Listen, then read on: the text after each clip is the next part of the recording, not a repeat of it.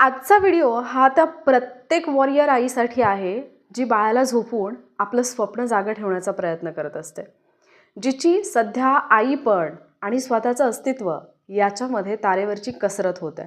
बाळाला सांभाळायचं आहे, घरही सांभाळायचं आहे, पण स्वतःचं स्वप्नसुद्धा जिवंत ठेवायचं आहे. तुम्ही त्यांच्यापैकी एक असाल तर आजचा हा व्हिडिओ फक्त तुमच्यासाठी आहे. हॅलो वॉरियर्स, मी सुप्रिया आणि तुम्ही पाहताय वॉरियर ऑफिसर एज्युकेशनल प्लॅटफॉर्म. फक्त लढण्याची नव्हे, जिंकण्याची तयारी. सो आज मी काही अशा गोष्टी बोलणार आहे ज्याच्यामध्ये काही पॉईंट्समध्ये तुम्ही थोडे इमोशनल व्हाल, पण ती रियालिटी असेल. तुमच्या इमोशन्स तुम्हाला स्वीकारता आल्या पाहिजेत, पण त्याचसोबत काही प्रॅक्टिकल सोल्युशन्स मी देणार आहे, जे प्रॅक्टिकल सोल्युशन्स फक्त तुमचं डे टू डे रुटीनच नाही तर तुमची लाईफ चेंज करतील. ठीक आहे, सो व्हिडिओला सुरुवात करूयात. पण सगळ्यात पहिल्यांदा हा पूर्ण व्हिडिओ पाहताना एक गोष्ट लक्षात ठेवा की तुम्ही फुल टाईम ॲस्पिरंट नाही आहात, तुम्ही फुल टाईम आई आहात आणि सोबतच तुम्ही एक ॲस्पिरंट पण आहात. म्हणजे आई पण सांभाळणं असेल, म्हणजे बाळाला सांभाळणं असेल, आई पण जगणं असेल, या सगळ्या गोष्टी तुम्हाला कंपल्सरी करायच्यात. पण त्याच्यासोबत तुम्ही तुमचं एक स्वप्नसुद्धा घेऊन जगणार आहात. त्याच्यामुळे या दोन्ही गोष्टींचा बॅलन्स आपल्याला करता आला पाहिजे आणि ज्याला हा बॅलन्स करता आला त्याने डेफिनेटली लाईफमध्ये खूप काही अचीव केलेलं आहे.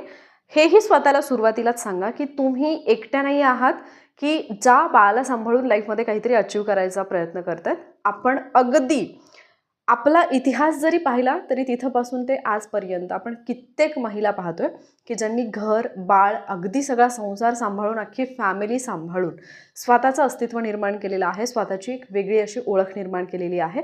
आणि त्यामुळे तुम्ही सुद्धा ती ओळख निर्माण करू शकता. हा विश्वास पहिल्यांदा तुमच्यामध्ये असायला पाहिजे. आता सगळ्यात पहिली गोष्ट येते ती म्हणजे, जर तुम्हाला खरंच एक आई असूनही तुमचं स्वप्न जगायचं असेल तर सगळ्यात पहिली इम्पॉर्टंट फॅक्ट जी आहे ती म्हणजे रियालिटी ॲक्सेप्ट करायला शिका. तुमची जी रियालिटी आहे ना ती पहिल्यांदा ॲक्सेप्ट करा की मी एक आई आहे. ज्या वेळेला आई होण्यापूर्वीचं माझं आयुष्य किंवा ते जे माझं रुटीन होतं ते आता कम्प्लिटली बदललेलं आहे. आणि एकदा तुम्ही आई झालात म्हणजे त्या फेजमधून तुम्ही आता बाहेर नाही निघणार आहात. आयुष्यभरासाठी हे आई पण तुम्हाला जपावं लागणार आहे आणि ही रियालिटी आणि ती तुम्हाला एक्सेप्ट करावी लागेल. आणि त्यामुळेच स्वतःला कधीही अशा लोकांसोबत कम्पेअर करू नका जे लोक फुल टाईम स्टडी करतात, ज्यांना सकाळी लवकर उठून लायब्ररीत जाणं पॉसिबल असतं, ज्यांना मेसचा डबा आयता मिळतो, ज्यांना 8-9 तासांची झोप जी आहे ती आरामसे मिळते, ज्यांना जेव्हा मूड होईल तेव्हा ते अभ्यास करू शकतात, जेव्हा वाटेल की आज मूड नाही आहे, मला एखादा मूवी पाहायचा, मला कुठेतरी बाहेर जायचं आहे, त्यावेळेला ते जाऊ शकतात. हे तुमच्या बाबतीत लागू नाही आहे. त्यामुळे जेवढं तुम्ही कंपॅरिझन कराल तेवढा तुमचा कॉन्फिडन्स तर लूज होईलच, पण त्यासोबतच तुम्ही जे काही म्हणजे तुमच्यामध्ये असणाऱ्या ज्या क्षमता आहेत ना त्याच्यावरती पण तुम्ही डाऊट घ्यायला लागाल. त्याच्यामुळे कंपॅरिझन कम्प्लिटली थांबवायचं आहे. ही रियालिटी एक्सेप्ट करायची की माझं बाळ माझ्या लाईफचा एक अविभाज्य भाग आहे आणि आता तो मी बदलू शकत नाही आहे किंवा मी म्हणजे तो विचार पण नाही करू शकत आपण ॲक्च्युली. ठीक आहे, सो या गोष्टीचा विचार करून मला 8 ते 10 तास देणं शक्य नाही आहे, ठीक आहे, मला 8 ते 10 तास द्यायची गरजही नाही आहे आणि कुठलीही एक्झाम तुमच्याकडे 8 ते 10 तासांचा वेळ ॲक्च्युली मागत नाही. आणि जे लोक 8 ते 10 तास अभ्यास करतात ते 8 ते 10 तास ॲक्च्युली अभ्यास करतही नसतात. त्याच्यामुळे तुम्हाला जे काही 3 ते 4 तास तुमच्या पूर्ण म्हणजे दिवसातून मिळतील, हे 3 ते 4 तास तुम्हाला अशा पद्धतीने द्यायचे आहेत. या 3 ते 4 तासांमध्ये तुम्हाला इतका इफेक्टिव्ह स्टडी करायचा आहे की त्याच्या पुढे बाकीच्या 10-12 तासांचा अभ्यास पण मागे पडेल. ठीक आहे, मग आता हे 3 ते 4 तास ऑब्व्हियसली तुम्हाला सलग मिळणार नाही आहेत, कारण आता तुमचं रुटीन जे आहे ते तुम्ही स्वतः नाही ठरवू शकत, ते तुमचं बाळ ठरवते. ठीक आहे, मी ॲक्च्युली माझ्या आजूबाजूला माझ्या फॅमिलीमध्ये ज्या काही गोष्टी बघितलेल्या आहेत त्याच्यावरून मी बऱ्याचशा गोष्टी या बाबतीत तुम्हाला सजेस्ट करू शकते. पण थोडंसं म्हणजे सेशन जे आहे ते आपलं स्टडी रिलेटेड आहे, त्यामुळे ते थोडंसं पॅरेंटिंगकडे जाईल, त्यामुळे मी ते थोडंसं टाळते. हवं तर तुमच्यासाठी मी वेगळी एक लेक्चर सिरीज घेऊन येईन ज्याच्यामध्ये आपण त्या गोष्टींबद्दल बोलूयात. पण मी हे तुम्हाला सांगू शकते की तुम्ही जर ठरवलं तर तुमच्या बाळाचं रुटीन तुम्ही सेट करू शकता. बऱ्याचदा आपल्याला फक्त हा डाऊट असतो की नाही ते लहान बाळ आहे, ते तर त्याच्या मनाने वागणार, पण तुम्ही जर ठरवलं तर तुम्ही त्याचं रुटीन सेट करू शकता. कारण मी स्वतः माझ्या फॅमिलीमध्ये असे लोक पाहिलेले आहेत की 1 महिन्याचं 1.5 महिन्याचं बाळ असताना सुद्धा एक्झाम क्रॅक केलेल्या आहेत, आता चांगल्या पदावरती आहेत आणि अगदी 6-7 महिन्यांच्या बाळाला सुद्धा अशा सवयी आहेत ज्या जनरली आपण 2-2, 3-3 वर्षाच्या बाळाला सुद्धा लोक लावताना अपयशी ठरलेले पाहतो. ठीक आहे. सो त्याच्याबद्दल नंतर कधीतरी बोलेन. पण आत्ता जो मेन मुद्दा आहे की अभ्यास करायचा, बाळालाही सांभाळायचं. तर पहिली गोष्ट, तुमची प्रायोरिटी ऑब्व्हियसली तुमचं बाळ आहे. तुम्हाला 8 ते 10 तास नाही देता आले, ठीक आहे. मग आता बाळाला सांभाळून त्याच्या टायमिंगनुसार जर तुमचं टाईम मॅनेज करायचं असेल तर हे जे काही 3-4 तास तुम्हाला मिळतील हे सलग मिळणार नाही आहेत, हे तुम्हालाही माहिती आहे. मग काय करायचं, तुमचा थोडासा तुम्ही स्टडी फॉर्म्युला जो आहे तो थोडासा वेगळा ठेवायचा आणि याच्यामध्ये तुम्ही तुमच्या दिवसाचे जे आहेत की नाही थोडेसे ब्लॉक्स पाडा, ब्लॉक्समध्ये स्टडी करा. ठीक आहे.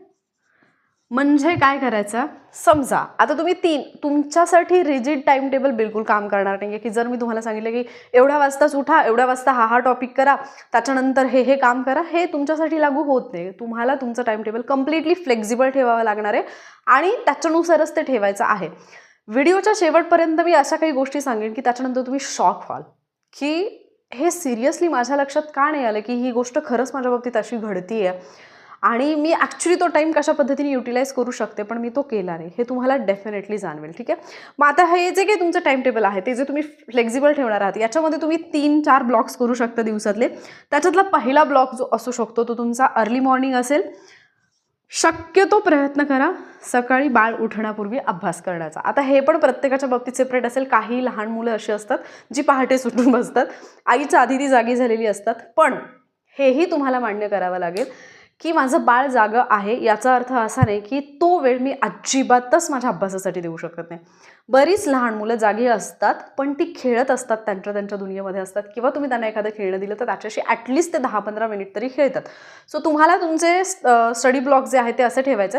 एकतर सकाळी उठल्या जर तुमचं बाळ तुमच्या आधी उठत नसेल किंवा तुम्ही उठल्यानंतर खूप वेळाने उठत असेल तर सकाळी लवकर उठायचा प्रयत्न करा. त्या वेळेमध्ये अभ्यास करा. तुम्हाला फार कंटाळा आलेला असेल दिवसभर, रात्री झोप झालेली नसेल, तुमचा ब्रेन तुम्हाला खूप वेळा सांगत असेल की नाही यार मला 6-7 तासांची झोप पाहिजे, बट तुम्हाला ही गोष्ट मान्य करावी लागेल की अशा महिला आहेत ज्यांनी बाळ झाल्यानंतर 1.5 वर्ष 2-2 वर्ष ॲक्च्युली कधीही सलग 3 तासांची झोपसुद्धा घेतलेली नाही आहे. कारण त्यांची झोप जी आहे ती बाळामुळे नेहमी मोडत असते. 2 तासानंतर उठायचं, बाळाला फीड करायचं, या सगळ्या गोष्टी असतात.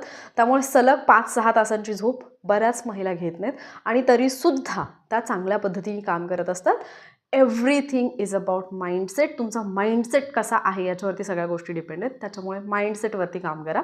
जरी तुमची झोप व्यवस्थित झालेली नसेल तर स्वतःला हे नका सांगू माझी झोप नाही झाली म्हणजे माझं डोकं दुखणार आहे, माझी झोप नाही झाली म्हणजे मला थकवा येणार आहे. नाही, तुम्ही तो विचारच करू नका. तुम्ही हा विचार करा की मी आत्ता उठले, मला हे स्टडी टार्गेट आहेत, हे मला कंप्लीट करायचं. ठीक आहे. सो आता उठल्यानंतर शक्यतो अर्धा तास ते 45 मिनिटं, 30 ते 45 मिनिट जे आहेत ते तुम्ही स्वतःसाठी अभ्यासाला द्यायला सुरुवात करा. आणि यावेळेला तुम्ही जो अवघडवाला सब्जेक्ट असेल ना तोच करायला घ्या. कारण सकाळी सकाळी आपण इतके फ्रेश असतो की सकाळी सकाळी तुम्ही काहीही वाचलं तर ते तुमच्या जास्तीत जास्त लक्षात राहतं.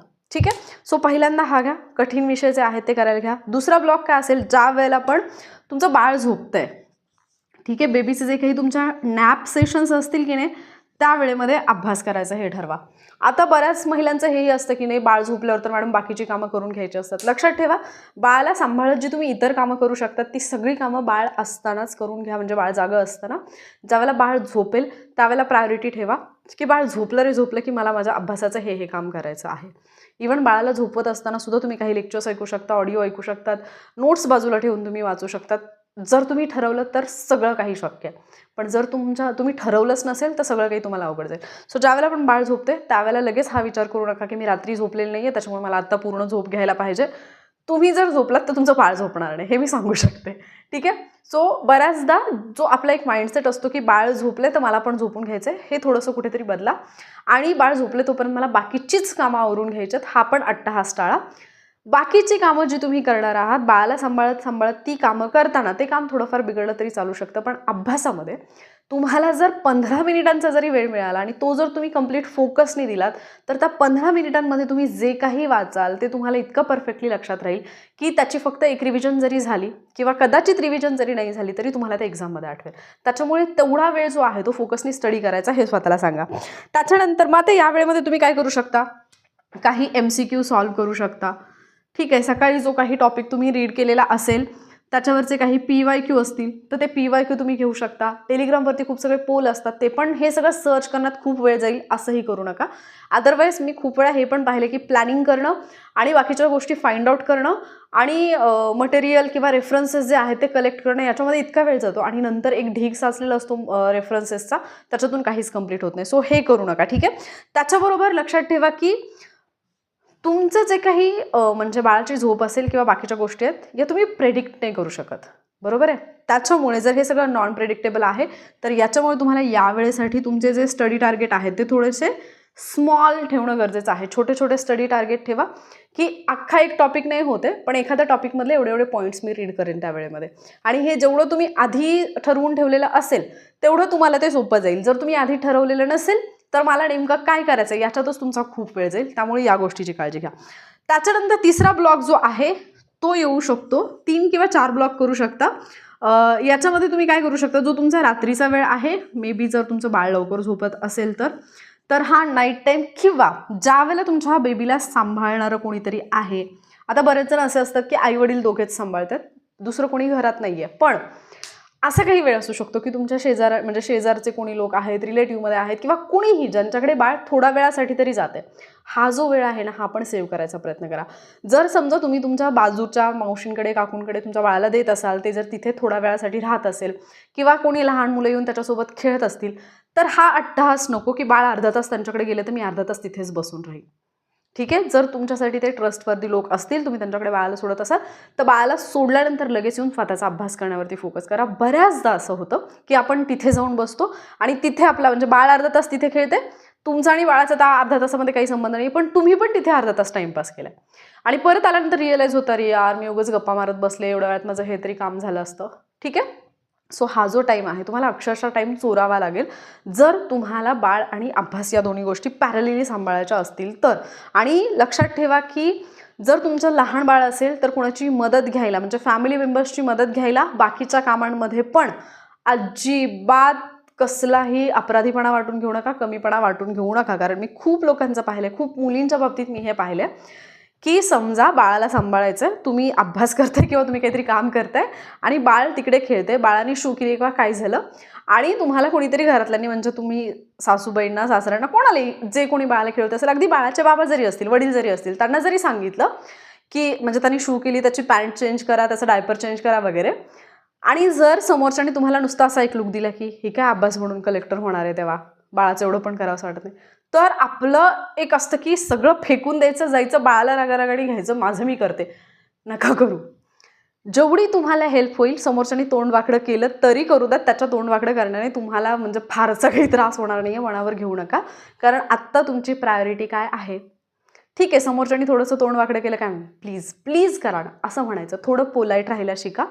माहिती आहे मला बाळाला सांभाळून सगळं मॅनेज करताना तुमची भयानक चिडचिड होईल, झोप झालेली नसेल, फ्रस्ट्रेशन येईल, पण जर तुम्हाला काहीतरी अचीव करायचं असेल तर तुम्हाला स्वतःला थोडंसं ग्राउंडेड राहणं गरजेचं आहे. मी म्हणजेच फार छान असं नसतं, काही गोष्टीत मदत घेणं गरजेचं आहे आणि ती जर होत असेल तर तुम्ही लकी आहात असं समजा.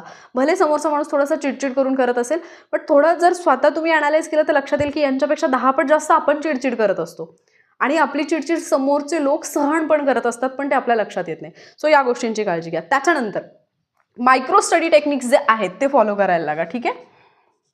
आता हे मायक्रो स्टडी टेक्निक्स काय आहेत,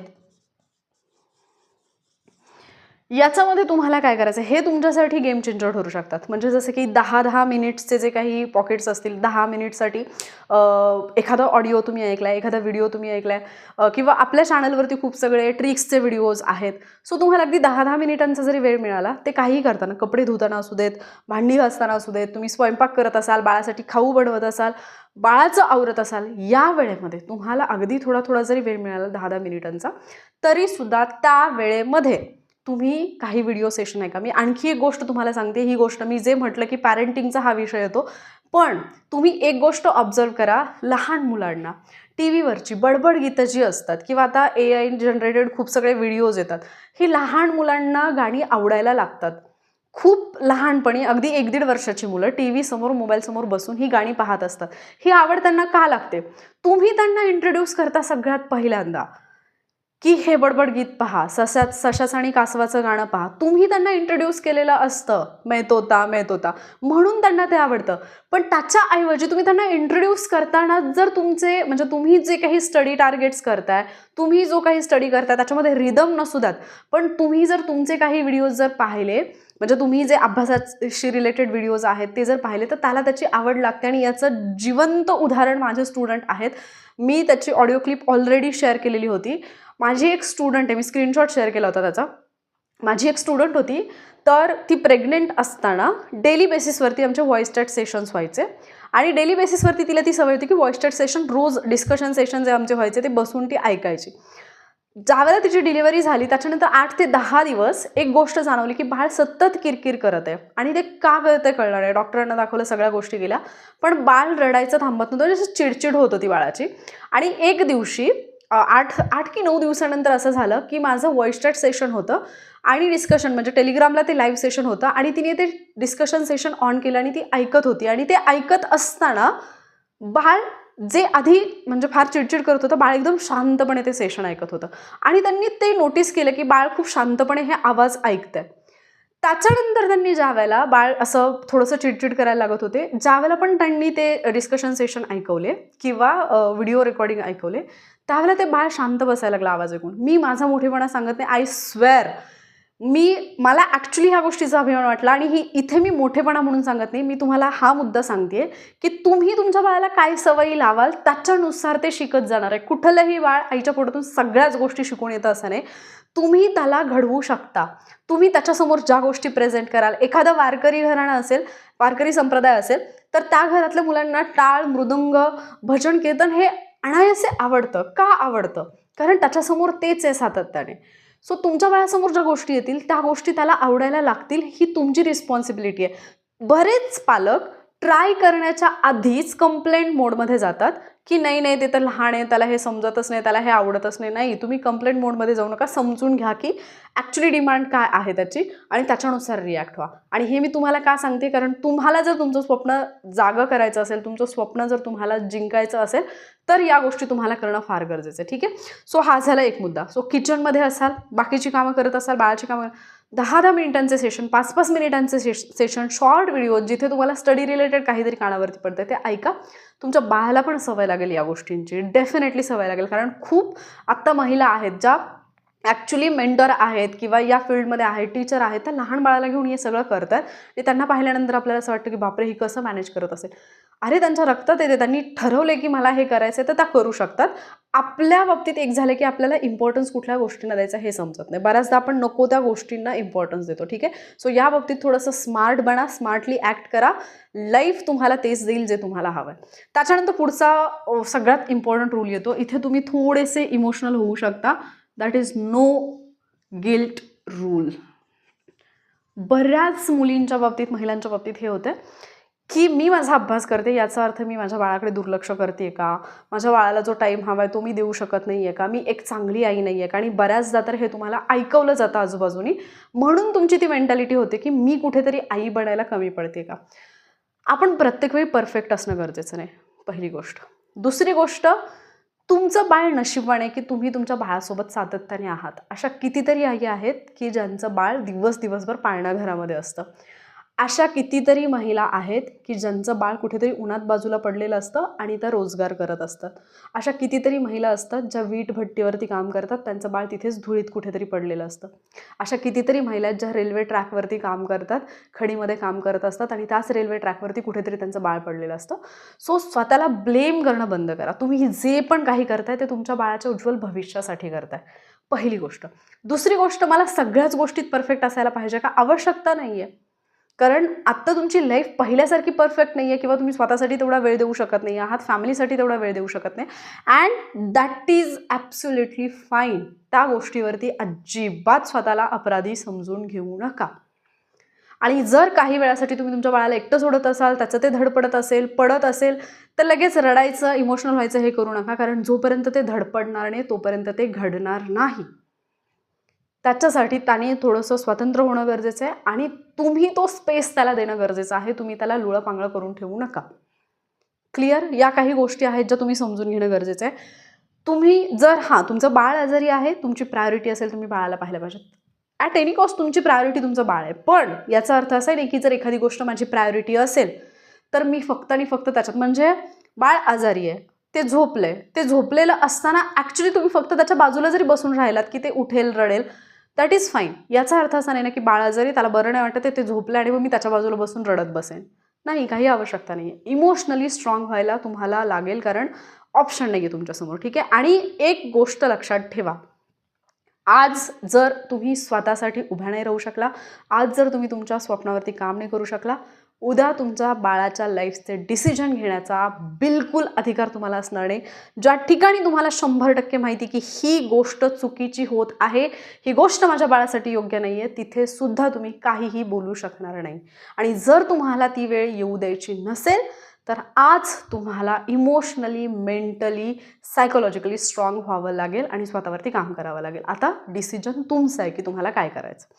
त्याच्यानंतर पुढची महत्त्वाची गोष्ट येते, दॅट इज ज्या वेळेला पण तुमची एनर्जी लो असेल, आता हे खूप जणांच्या बाबतीत आहे, त्यावेळेला काय करायचं. म्हणजे काही वेळेला असं होतं ना की दिवसभर बाळाने त्रास दिला आहे, रात्रभर बाळ झोपलेलं नाही आहे, मे बी त्याचं तब्येत ठीक नाही आहे, त्याच्या वेगवेगळ्या ज्या फेजेस आहेत की त्या फेजमध्ये, किंवा बाळाचा डोस झाला आहे, नाही समजत आहे की ते खूप रडतं आहे, त्याचा पाय दुखतो आहे किंवा त्याचे दात येत आहेत, सगळ्या गोष्टी आहेत. या सगळ्या फेजमधून जेव्हा तुम्ही जात आहे, ज्यावेळेला पण तुम्हाला खूप लो फील होते, लो फील होणं याच्यात चुकीचं काही नाही आहे, पण लो फील होतं आहे म्हणून स्टडी झिरो करणं हे खूप चुकीचं आहे. रोज तुम्ही 10 पानं वाचत असाल, आज 10 ओळीच वाचल्या तरीही चालेल, पण झिरो स्टडी अजिबात टॉलरेट करायचं नाही स्वतःसाठी.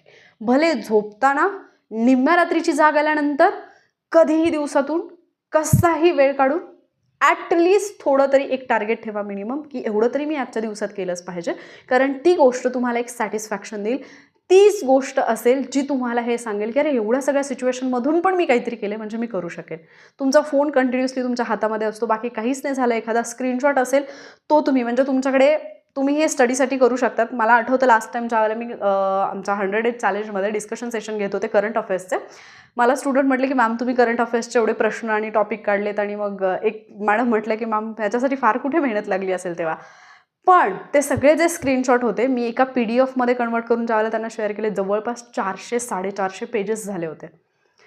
मग विचार करा की ते जे 400-450 पेजेस होते, जे स्क्रीनशॉट होते, एक एक स्क्रीनशॉट म्हणजे वाचायला 30 सेकंडचा वेळ पण लागला नसता एक स्क्रीनशॉट रीड करायला.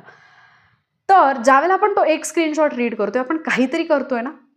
सो तुम्ही एखादा लेक्चर पाहत असाल यूट्यूबवरती, तर त्याचे स्क्रीनशॉट काढून ठेवा ज्यावेळेला इम्पॉर्टंट नोट्स समोर येतील, किंवा तुम्ही एखादं आर्टिकल वाचताय, कुठूनही काहीही वाचताय, त्याचे फोटोज काढून ठेवा, मोबाईलमध्ये छोट्या छोट्या नोट्स ठेवा ज्या तुम्ही वाचाल. कारण मला माहिती, तुम्ही जरी एक आई असाल आणि जर तुम्ही अभ्यास करत असाल, मोबाईल ही गोष्ट तुमच्याकडे असतेच असते.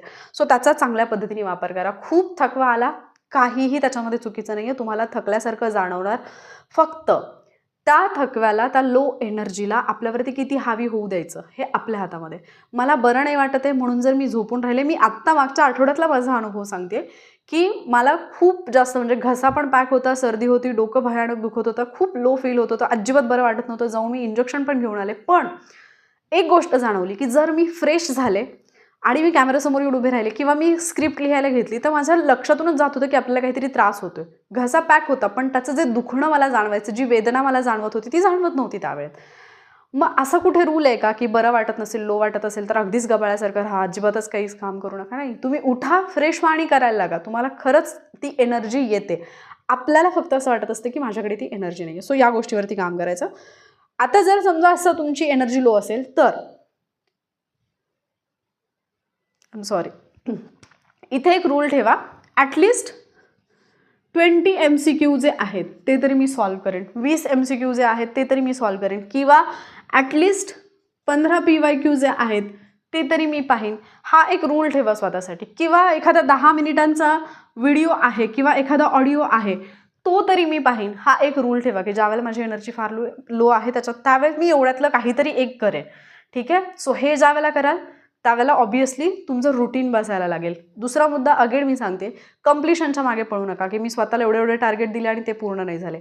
कम्प्लिशन तुम्हाला सॅटिस्फॅक्शन देईल, परफेक्शन तुम्हाला सिलेक्शन देईल आणि तुम्हाला परफेक्शनकडेच जायचं आहे. ठीक आहे.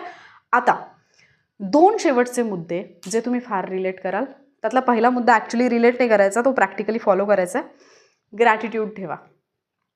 दिवसातून झोपताना डोळे झाकल्यानंतर थोडेफार ज्यावेळेला आपण जागे असतो, देवाला त्या गोष्टींसाठी थँक्यू म्हणा जी गोष्ट तुमच्याकडे आहे. तुम्ही तुमच्या बाळाला घेऊन जर झोपला असाल तर ॲटलिस्ट या गोष्टीसाठी थँकफुल राहा की तुमच्याकडे एक घर आहे. कोणीतरी रस्त्यावरती स्वतःच्या बाळाला घेऊन झोपलेलं आहे. बाहेर थंडी असू देत, पाऊस असू देत, मच्छर किती असतील, कशी जागा असेल काही माहिती नाही. आपण संध्याकाळच्या वेळेला बाळाला बाहेर नेलं तरी घरात घेताना आपल्या घरामध्ये जे कोणी मोठे लोक असतील ते त्याच्यावरून तुकडा टाकतात. ठीक आहे, की बाहेरची बाधा बाळाला होऊ नये, या काही समजुती असतात. पण ज्या ठिकाणी गेल्यानंतर तुमच्या बाळाला बाधा होईल असं तुम्हाला वाटतं त्या ठिकाणी कोणाचं तरी बाळ झोपत असतं. सो तुम्हाला जे मिळाले ना त्याच्यासाठी ग्रॅटिट्यूड ठेवा. तुमच्याकडे जे आहे ते तुम्ही जर डोळे उघडून पाहिलं तर तुम्हाला बरंच काही दिले. कितीतरी मुली आहेत ज्यांचं वय पण नाही आहे लग्नाचं, त्यावेळेला त्या आई झाल्यात. ज्यावेळेला त्या स्वतःच एक बाळ आहे त्यावेळेला त्या बाळाला सांभाळतात. अशी काही लोकांची सिच्युएशन आहे. आज तुम्हाला ॲटलिस्ट जाणीव आहे की मी एक आई आहे पण मला माझं स्वप्न आहे. सो तुम्ही या प्रत्येक गोष्टीसाठी ग्रॅटिट्यूड ठेवा. प्रत्येक गोष्टीसाठी देवाला, युनिवर्सला, ज्या शक्तीला तुम्ही मानता त्याला थँक्यू म्हणा. आणि दुसरी गोष्ट, एक थिंक अँड ॲनालाइज, फक्त एक गोष्ट करा आज झोपण्यापूर्वी 5 ते 10 मिनिट, 5 मिनिट काढा आणि फक्त स्वतःला काही प्रश्न विचारा. माझ्याकडे खरंच वेळ नाही आहे का अभ्यासासाठी?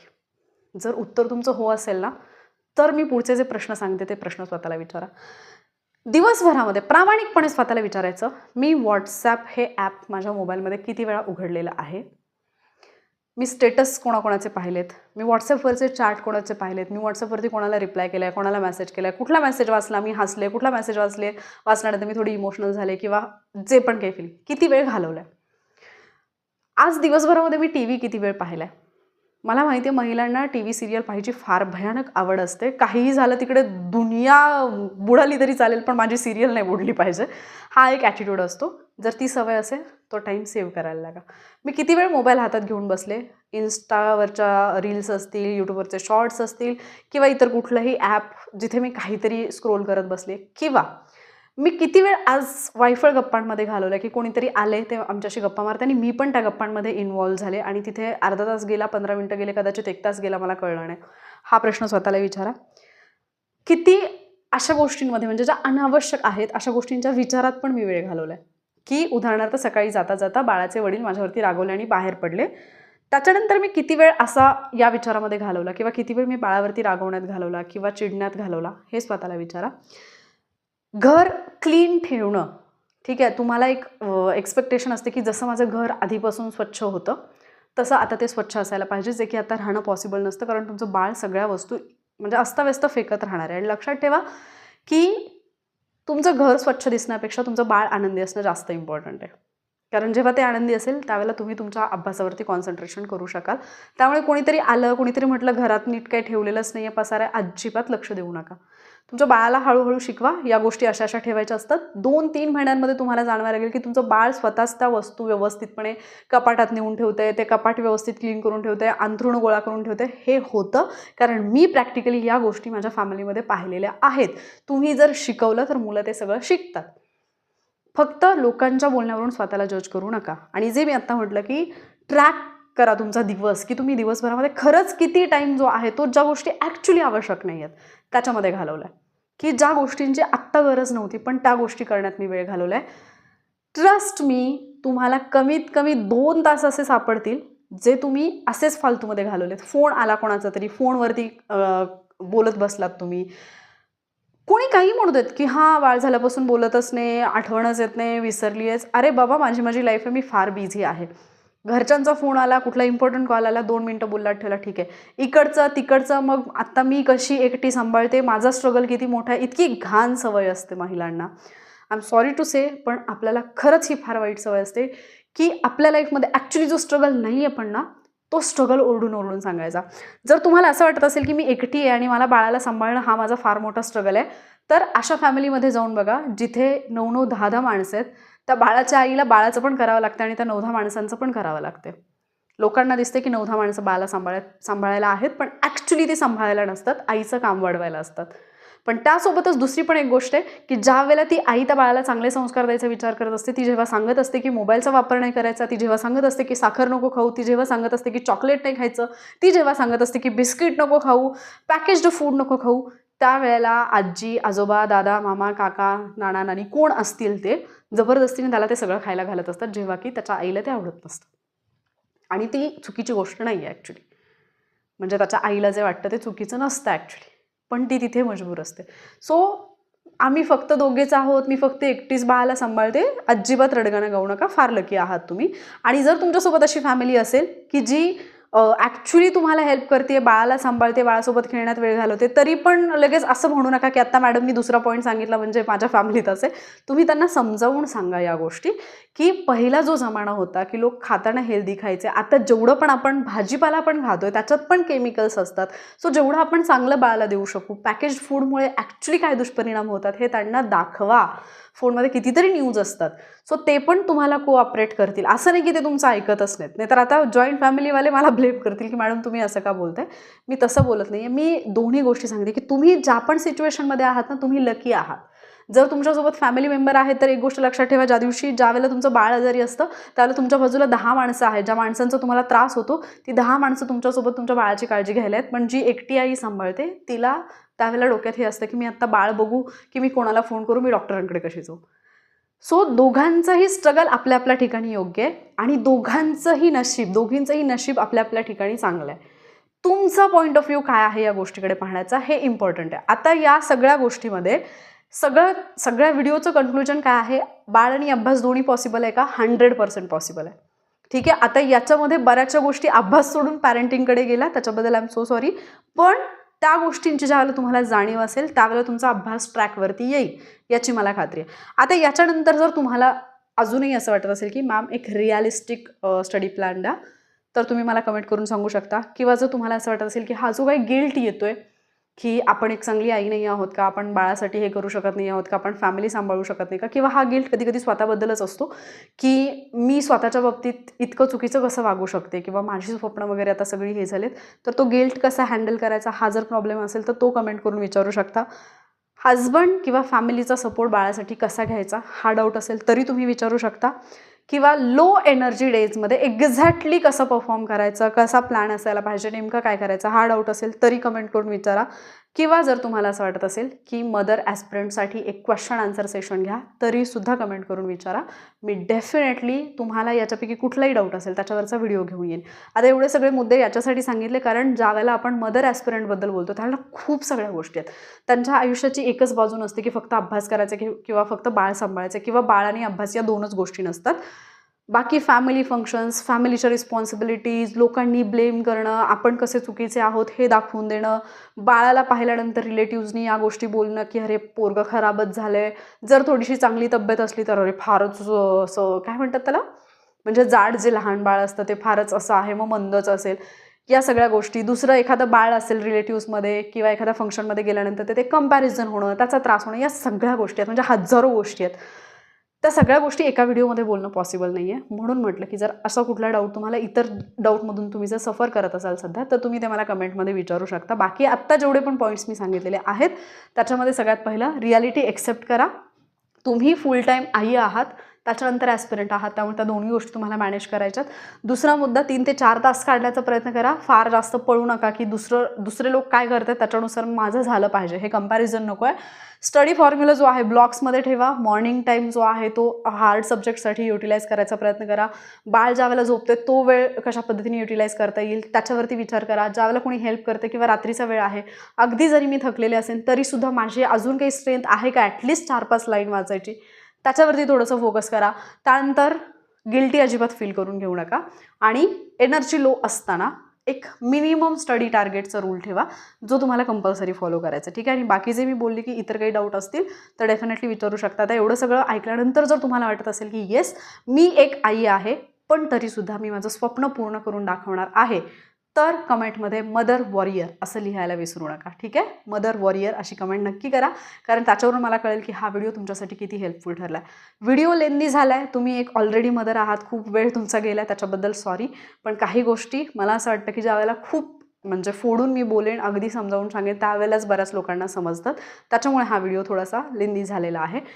पुढचा व्हिडिओ कुठला पाहिजे जे मी डाऊट विचारले त्याच्यापैकी तो तुम्ही कमेंट करून विचारू शकता. हा व्हिडिओ आवडला असेल तर लाईक आणि शेअर करायला विसरू नका. आणि असेच व्हिडिओज पाहण्यासाठी आपल्या प्लॅटफॉर्मसोबत कनेक्ट राहा, जिथे तुम्हाला स्टडी टार्गेट तर मिळतीलच, पण त्यासोबतच आयुष्य कसं जगायचं आणि आयुष्य कसं घडवायचं हे सुद्धा तुम्ही शिकाल. लवकरच भेटूयात आपण पुढच्या लेक्चरमध्ये. थँक्यू.